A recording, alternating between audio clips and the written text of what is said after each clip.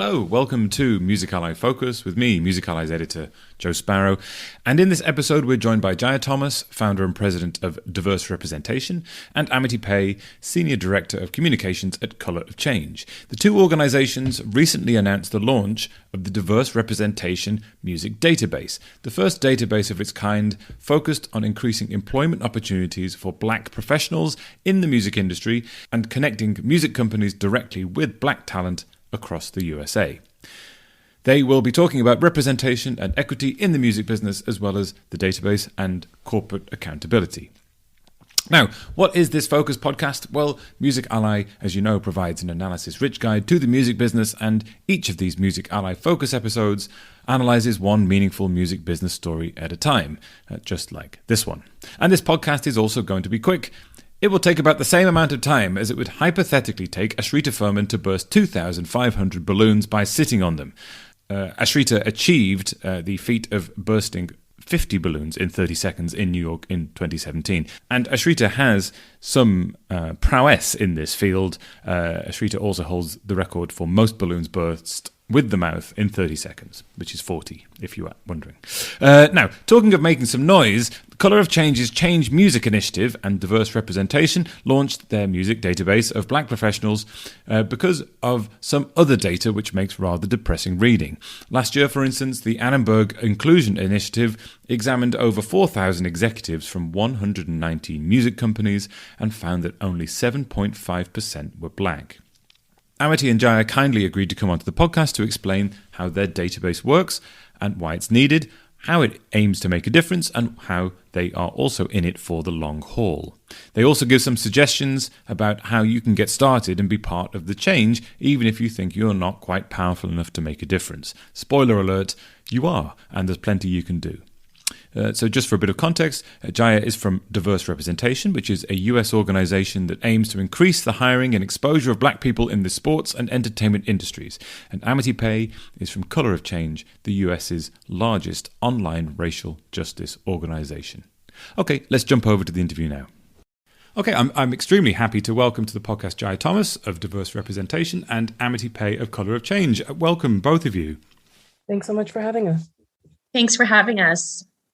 I'm really glad you could join us. Now, before we dig into the Diverse Representation Music Database and the other projects you're working on, could you please explain your roles and the aims of the organizations you work for? Sure, yeah. My name is Amity. I'm the Senior Director of Communications at Colour of Change, and I oversee the organization's media strategy, social media design, production, and partnership work. My team at Colour of Change has really been working not only to sort of make demands in the music industry, but create resources and really accountability processes for folks in the music industry that are looking to create change or making sort of value statements around the change they want to make. We've been working to make sure that they have some accountability in that work, and they also have the support they need to actually get those commitments done. And Jaia, I'll pass it over to you. Thank you. My name, as mentioned, is Jaia Thomas. In terms of my background, I'm a sports and entertainment lawyer. I've been a lawyer for about 15 years now. And about 3.5 years ago, I started another company called Diverse Representation. One of the issues I was finding in the entertainment industry was that there were a lot of conversations about diversity in entertainment, but most of those conversations were just focused on the talent side and making sure that there was diversity on screen, diversity with regards to artists, but there weren't enough conversations with regards to the people behind the scenes, the attorneys, the agents, the executives. So I started Diverse Representation to really broaden that conversation and to make sure that we were working to make sure that those spaces behind the scenes were diverse as well. So Diverse Representation literally started off as just a website, a database that listed Black lawyers, Black agents, managers, publicists in sports and entertainment, so that when people were looking to hire Black reps, they had this resource. And from there, it's really grown into a lot of different programming, events, and diversity initiatives throughout the country. Right, great, thank you. That's a really good overview. One of the focuses here is this Diverse Representation Music Database, which is something you've launched. So can you sort of explain a bit more detail of what it is? And then you've explained there what it aims to do, but how does it work for people who want to engage with it, and why is it so important? So just to give a little more background about the database, last year, both of our organizations, Diverse Representation and Color of Change, we partnered to launch a Black music executives pipeline program, because what we were finding was that there still just weren't a lot of Black executives in the music space. A lot of reports came out last year just demonstrating the lack of, C-suite executives, who were people of color in these spaces. So we launched this program last year where we had a number of participants, go through kind of this 3-month program where we tried to provide them with different tools and resources to prepare them to become executives in the music space. We had hundreds of people applied to the program. It was a free program. We had hundreds of people applied to the program, Black professionals throughout the country in the music industry. And what we decided to do was to take all of those resumes and to take all of those profiles and create this new music database, so that when labels and different music companies are looking to hire Black talent, they now have this database of all these Black professionals in the music space. One thing that I always hear from a lot of hiring managers and HR people is it's so hard to find, Black candidates. It's so hard to find, Black professionals in this space. Well, now we have this resource, that has easy to use, that has all these professionals, in the music space, whether they're lawyers, whether they're marketing professionals, that we've created and plan to continue to build out. Yeah, and that sort of, it has the weight of the validation of your process as well. So it's sort of saying, hey, look, these are top quality people. And when people take part in the program, what you were talking about, the resources there to sort of help sort of expedite their path to the C-suite positions and give them training, and what kind of resources are they, and how do you help them in that regard? Sure. So the program we did last year, we provided a handful of different resources, including mentors. They all had, they were all provided with individual mentors. We also had an executive come in and help clean up all of their resumes. So just did a complete 180 of all their resumes, their LinkedIn profile, really helped them to put their best professional foot forward. We had a speaker series. So we had different music executives from different agencies, labels, streaming platforms come and speak to them every other week. So they got, to interact with these different executives, hear from their, experience and ask them questions, get advice and feedback. And so those are some of the resources that we provided. Yeah. And I've got to say, it's like these sound like, sort of generally helpful pieces, but for Black professionals in particular in the industry, these are things that most professionals are not getting access to, right? Is like, unless you sort of know someone or are able to build a strong relationship, it's really hard for diverse professionals to actually find mentors, right? Is like being able to just have a mentor on hand is so important in the space, and really important to building your career and moving up a ladder to become a decision maker. And so, the program itself is just, is I think essential for really high level talent to grow their trade and grow their expertise. And then, the database itself is the first of its kind. It's like there aren't other databases where, if we always hear that, the companies, they want to diversify their hiring pools, they want to diversify their staff, but they can't find, the right people. And that's because a lot of the industry works off of relationships. And so in the program, they're building relationship, and then with the database, it's just making it easier for people to find the high level talent that maybe they don't already know in their work. Yeah, I mean, this pipeline issue that you mentioned is, as you said, is cited by people and companies hiring in the music industry saying, well, I want to hire people, but I'm struggling to find them because, and you're solving that problem by launching this database. I think there's a piece here, though, where, change never happens immediately, right? Is like you need resources like this, and then they need to be there for sort of a longer period of time. Often, there's people want like a quick fix, right? Of like, okay, everyone is valued aligned. Let's make sure that like the change happens immediately. And there's sort of a misconception that that's how this works. And so, change always takes a while to implement, especially when you're talking about systemic change. Like we're really, we're not so interested in like the one-off, like hires. We really want to make sure that there's a system change here. And so, the database will take a little while to really have the impact that we want it to have because it's a systemic impact. And is one of the ambitions of the database and the people taking part in it then, you were talking about mentors, and obviously incredibly important and helpful. Is the idea then to sort of get people into these senior roles through the work of the database, and then for them to become mentors back again and to help out even further, so it sort of grows in that sense?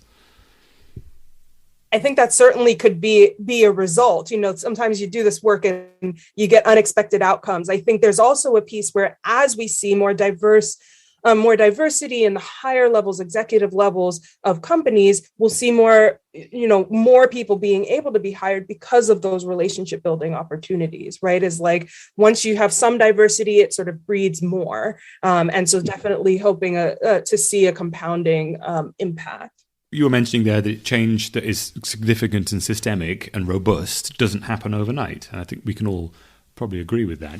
But this is the sort of $1 million question, I guess. But how long do you think it will take in the music industry to bring the level of diversity in the pipeline stage and in the sort of C-suite stage where it can't really be used as an excuse anymore? For instance, today, on the day we're recording this, there was another report released, I think it was by the USC Annenberg Inclusion Initiative, which made sort of very disappointing reading in terms of improving diversity. I think they were specifically focusing on the recording studio space and jobs there, but elsewhere as well. I mean, how much time are you sort of putting aside in terms of, you're obviously in this for the long term, but how long is that long term, do you think? I mean, being totally honest, I think it's years. Part of our work at Color of Change is we're working on accountability. So we have companies signing on for 3 years, 5 years. You're going to see small changes over time, right? So, I love the Annenberg reports because you can see the incremental changes because they put these out annually. And so those are important and impactful, right? But if you're going to look at a big picture of like, being able to say that the music industry is diverse at every level of a company, it's going to take a few years. Executives have to make that commitment to hire, but then you have to build the system for the companies to actually be able to hire diversely. And so resources like this, like the database we built together, are really going to help speed that up. Instead of taking 10 years, it'll take 3. But being realistic, it will take a few years. You mentioned there corporate accountability. What does that look like maybe in the broader sense, but also in the sense of connecting it to the database? Beyond hiring a fairer and more diverse selection of people at all levels of the business, what should these big businesses be doing to ensure that kind of change? Yeah, so it's a broad spectrum of work that needs to be done. What we do is we look at, everyone listening probably has seen some of the commitments that companies have made, especially in the last few years, saying that they're going to sort of commit to, they're saying Black Lives Matter on their Twitter page, and they're going to commit to diverse hiring, or they're going to commit to making sure that, people are safe at their events.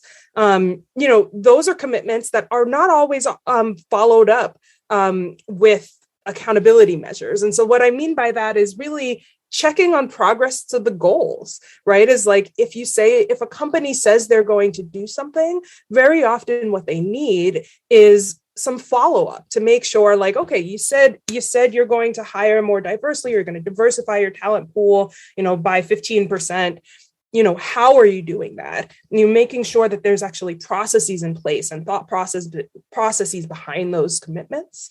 And so that's what we do with companies in our Change Music program is we actually sit down with them and say, okay, here are all of the sort of value statements you've made. Here are all the public commitments. How are we reaching those goals? It might take a few years, but how are you actually changing your internal processes to make that happen? And then we check in with them once a month and once every quarter to make sure that there is actually some progress and movement towards those end goals. And so it's a constant process. It's not like a one-off conversation. These are real deep relationships that we're building to make sure that a project doesn't fall off the radar. When the war in Ukraine kicks off, right, is like companies can get distracted from the work they were already doing. And so we're here to sort of follow up with them and say, yes, this is responding to the moment is important, but you also made these commitments 2 years ago. Let's make sure that those aren't falling off the track.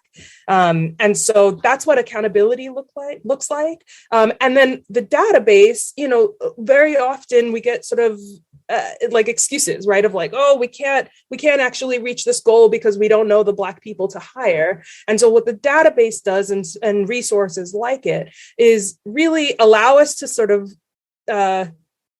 to not give those excuses too much time and attention. It says like, well, here's a resource. That excuse doesn't work. If you have this resource, now you've got to hire because you've got hundreds of Black, professionals at your fingertips for you to interview and engage with. And so the resource really makes sure that, the commitments have the sort of tangible things that they need to actually succeed. And if you're finding this useful and you'd like more of this kind of in-depth news and trusted analysis waiting for you in your inbox every morning, as well as access to all of Music Ally's industry-leading reports, head on over to musically.com/subscribe. If you're working for an indie label, an artist manager, an employee of a CMO or a publisher, you might be eligible for one of our sponsored complimentary subscriptions too. So head on over to musically.com/subscribe and find out what's what. Okay, let's go back to Jaia and Amity. I'm quite interested in that idea of checking in and saying, hey, look, let's reach those goals. Let's see what you're doing. So what is an example of perhaps, let's say at a record label or something like that, of the actual day-to-day changes in the activities that you can help them point to say, look, this is doing this is making that difference over there. Yeah. So with the I'll use the example of the database. So, many companies have committed to diversifying their talent pools by 15%. There's sort of varying timeframes for that. But say they're doing it by 2023. Sort of doing that follow-up means saying like, okay, you've said you're going to do this by 2023. How are you changing your hiring practices? All of the hiring managers need new practices if they're going to be recruiting and interviewing more diverse talent. So that's the first place to start. We can offer up this database as a way for them to find the talent, invite people to apply or start to interview sort of more diverse talent pools. That's the first thing, right? You can't actually diversify your staff without diversifying your hiring practices first. And that means changing some of your systems. It means that when a job opens up, it doesn't, you don't start interviewing immediately. You have to make sure that you're actually having a diverse enough talent pool to, interview a diverse, candidates and then ideally hire a diverse candidates. And so it starts with those hiring practices and systems. And then, you got to change your interview practices. You can't just, say that someone is a good culture fit. That has some weight and it has some sort of like unspoken rules around it. So then you've got to change those interview practices. And finally, you've got to change the sort of the company itself so that once you get diverse hires in the door, diverse staff in the door, that they're comfortable enough, they're supported enough that they're going to actually stay. And so it's like each of those steps happen as you're hiring, as you're bringing on new staff, and as you're trying to retain them. And so it's, it's progressive as you go. Well, Jaia, in that sense then, what does success look like in this space. Then you're looking into, you're in it for the long haul. You're committed to doing this over a period of years because you want it to take root and become the norm. So what does success look like from your perspective? From my perspective, success looks like more Black leadership across the board, and every facet of the music industry. I think Black artists have dominated the music industry for a really long time, but we haven't been in positions of ownership or positions of leadership. And I would like to see that change drastically. So for me, what success looks like, at least in the music space, is more Black leadership at the executive level, in the C-suite, also more Black ownership in these spaces as well, and more Black representation of artists in this space. So, that's kind of what a success looks like for me. Yeah, I totally agree. I think that in my eyes, like that's where it starts, right? Is like having this sort of more diverse talent on staff and at high levels and decision-making levels on the staff. But then I think once you've got them there, it opens up a whole world of change for the industry overall. So once you have more diverse staff, I'd love to see, sort of content that is advancing racial justice, content that is, reflecting the new diversity of staffing that's behind the scenes. I'd, love to see sort of like the industry investing in more diverse communities. It's like, I think once you have the sort of the world reflected within your company, it means that you've got you've got diversity of perspective as well that can sort of change the way that the work is being done itself. Yeah, and that's a good thing for everybody, isn't it? Because there's multiple reports and studies that show that as you increase diversity in every way, businesses become more profitable. So it's, I guess, in that sense, as that change happens, selling the idea gets easier, doesn't it? Yeah, absolutely. And more profitable also means, right, is like more profitable is sort of like the business way of talking about it. For the audiences, right, it's actually the content is more interesting, right? And that is why it's more profitable. So it's better on both ends.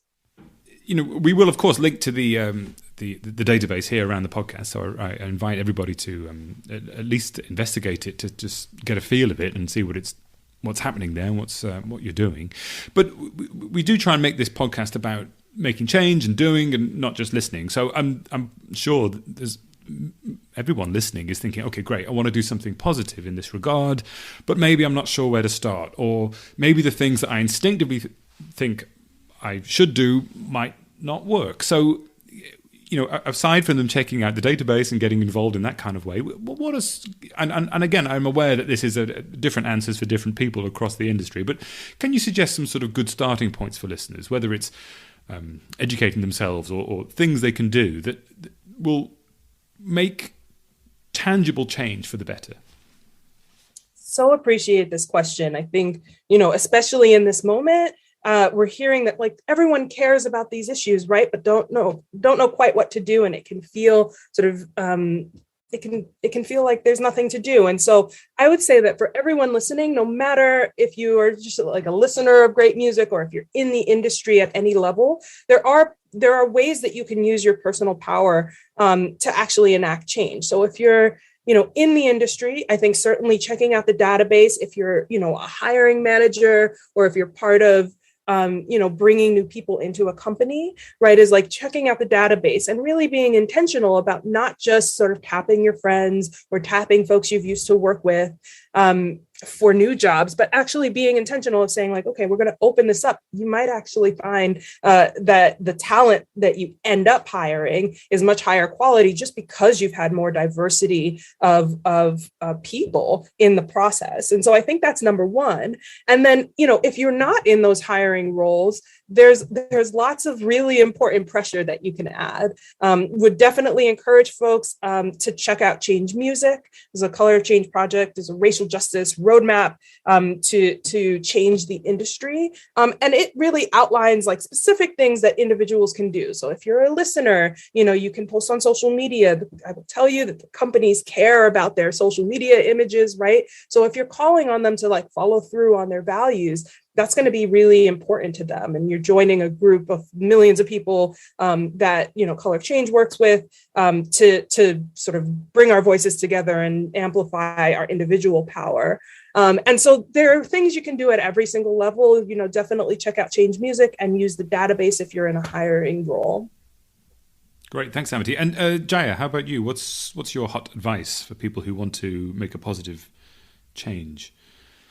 Yeah, I think to echo that, I mean, one, I think being conscientious about, who you're hiring, and you don't even necessarily need to be a hiring manager to be conscientious or have a voice with regards to, who's being hired, within your company. A lot of these companies are always looking for referrals, always looking for insight from current employees about who should be hired. So you don't even necessarily need to be, the head of HR to have a say with regards to who gets hired in a lot of these companies. But, I would say be proactive about helping find, diverse talent for, whatever company you may work with. And I think using our database is a great place to start. And as Amity mentioned, Color of Change, they have a lot of great resources available. I would recommend checking out their website, as well as diverse representation. We have a lot of different programming, whether it's panel conversations that people can participate in, whether it's events. We have, a big Black Entertainment Career Summit coming up later this year. We have a lot of different, programs and initiatives that people can tap into as well. So I would recommend all listeners, tap into both of our organizations, follow us and stay abreast of what we have going on because, we're both doing a lot of work in this space that they can tap into. Yeah, and really good advice there, and thank you for that. And I guess one of the key things is, the one thing you've both said all the way along is that it's a long-term ambition, and I guess as you identified, people can sometimes feel, when something big needs to change, that your individual contributions perhaps feel small. So, is there a way that to keep people motivated and to keep people part of that? Is there a good way that people can sort of approach it from that respect? Do you think, where they can say, okay, I'm doing this, I'm doing my part. I'm not a hiring manager. I'm not, but I can do these small things to feel like I'm making a difference and see what that difference is. Yeah, I mean, I think just like you said, a lot of times people will ask me well, what's the solution? What's the one thing that we can all do? And I don't think there's necessarily one solution to this problem. I think we all are in different roles. We all have different talents. We all have different skill sets. We're all in our own individual lanes. So, there's not a one prong approach to this or just kind of one solution to this problem. I think it's going to take throwing a lot of different things at the wall and a lot of people doing different things in their respective areas, to bring about change. And so that's how I look at it. Don't think you have to approach this. Don't think you have to approach this. And the only way to bring about change is to, by doing these large, paintbrush strokes. And that's the only way to do it. Sometimes it's the, every little thing, adds up to something big. So whatever it is you think you can do in your specific lane, I would recommend doing that. And, all these small changes, once you add them all together, can bring about a big change. Yeah, exactly. I can't tell you how many times the big major companies are coming to us and they're saying ooh, we have, 3 staffs in one department that are pushing us to, invest in racial justice. And we've got 5 in another department that are pushing us in this other way. And all of that cumulatively means that the company has the pressure internally to really make change. They want to retain their staff and they're hearing from many different small groups of people, right? That if they don't, there's going to be a problem internally. And so that added pressure, even no matter how small it feels, ends up adding up and really can change quite a lot. Great. So great advice there. And I will link beneath the podcast to both of you on diverse representation and Color of Change and the music database, and that will give people perhaps some starting points for trying to find their own way in. So thank you ever so much, Jaia Thomas and Amity Paye, for talking to us. I'm really grateful for you joining us on the podcast. Thank you so much for having us. This was great. Yes, so big thanks again to Jaia Thomas and Amity Paye for joining us. And as I mentioned in that interview, there are lots of links around the podcast to diverse representation, colour of change, and the Black Music Professionals database. And I strongly recommend you look at all of those things. And there's plenty of resources there beyond simply the database to help you get started and make a positive difference. So if you did find that useful, please do share that conversation and the podcast on with someone else who you think might also find it interesting or helpful. And if you'd like to get in touch with me, please do. It's joe@musically.com. We also have a free weekly email at Music Ally called The Knowledge, which, as the name implies, rounds up bits and pieces of the best analysis, news, marketing insight, skills, and so on from Music Ally, because we do produce a lot of stuff. So sign up and, impress your friends, become a better person, and all that kind of thing as well. Links are in the description as always. So that's it from me this time, Joe Sparrow, Music Ally's editor. Thank you very much for joining us as ever. And until next time, farewell.